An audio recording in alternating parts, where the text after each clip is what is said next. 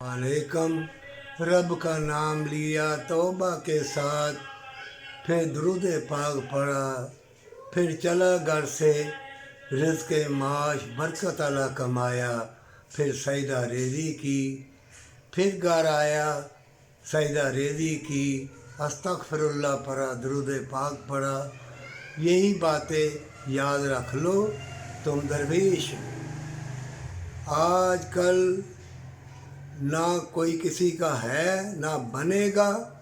ये दौलत के पुजारी ऐसी गफलत की, मक्कर की, फरेब की मोहर लगी है। ना मियाँ बन रहा है बीवी का, ना बीवी बन रही है मियाँ की। औरत को इख्तियार है। बड़े बड़े हलाकू खां अगर औरत चाहे तो ठीक कर सकती है अल्लाह का नाम लेके।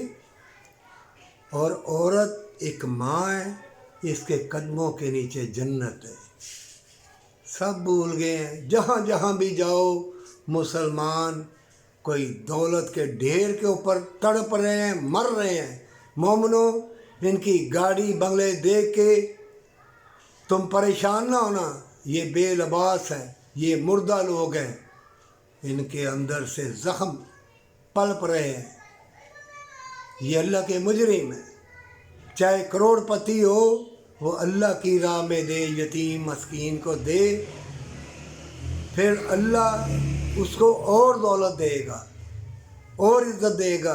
मोमनो, हद से ज़्यादा बढ़ोगे, हद से ज़्यादा दौलत कमाओगे तो जान लो आजकल हर कोई एक दूसरे को सता रहा है, तड़पा रहा है, बर्बाद कर रहा है। सकून कल्ब किसी को नहीं है। सब बेरारबी क्यों? अपना अल्लाह के सुपुर्द नहीं किया, अल्लाह से कौलो इकरार नहीं किया। जब अल्लाह से कौलो इकरार ही नहीं किया तो फिर कभी मामी, कभी चाची, कभी बीवी, कभी मियाँ, कभी मामू, कभी चाचा, कभी दौलत, कभी शोहरत, कभी बेलबास, कभी बीमारियाँ सताएंगी। इसलिए मैं कहता हूँ तौबा के साथ जन्नत है।